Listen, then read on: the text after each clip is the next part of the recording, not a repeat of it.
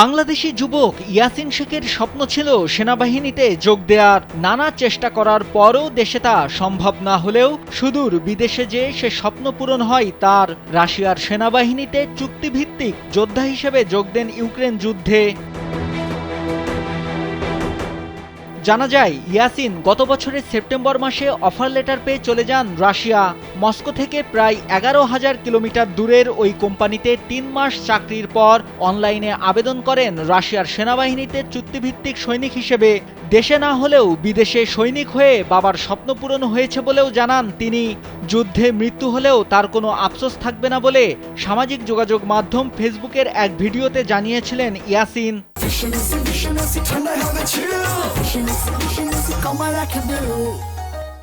যে স্বপ্ন আমার বাংলাদেশে পূরণ হয় নাই, এই স্বপ্ন দূরপ্রবাসে এসে পূরণ হয়েছে।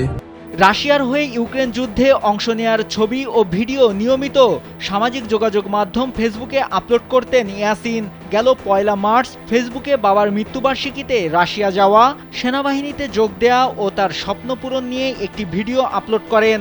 ভাগ্যের কি নির্মম পরিহাস, ওই ভিডিওটি ফেসবুকে পোস্ট করার মাস না পেরুতেই যুদ্ধে ইউক্রেনের মিসাইল হামলায় থেমে গেল তার সে স্বপ্নযাত্রা। ছিন্ন ভিন্ন হয়ে যায় ইয়াসিন সহ তার 4 সহযোদ্ধার দেহ। গেল 27 মার্চ ইউক্রেনে যুদ্ধরত অবস্থায় নিহত হন ইয়াসিন শেখ। তবে পরিবার জানতে পারে ঈদের পরদিন। এ তথ্য জানায় রাশিয়ায় থাকা ইয়াসিনের বন্ধু মোহাম্মদ মেহেদি।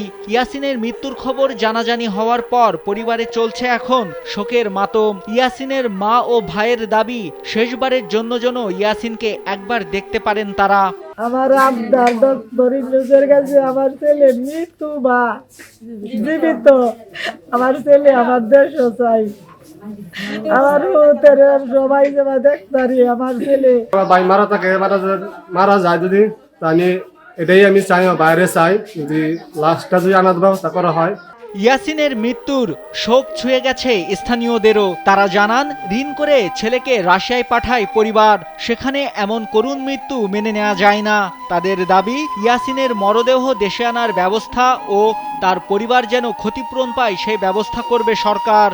ইয়াসিন যদি আল্লাহ তার লাশ থাকে, আমরা সরকারের কাছে দাবি আমাদের এই লাশটা যাতে আমরা পাই, বাংলাদেশ সরকারের মাধ্যমে যাতে ওর ক্ষতিপূরণটা পায়।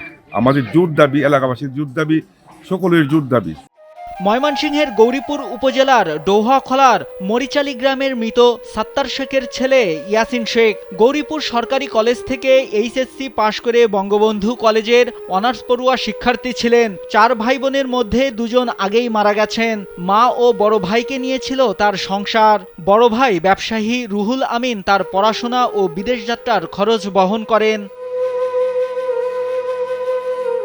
নাইমুল হাসিব, কালবেলা।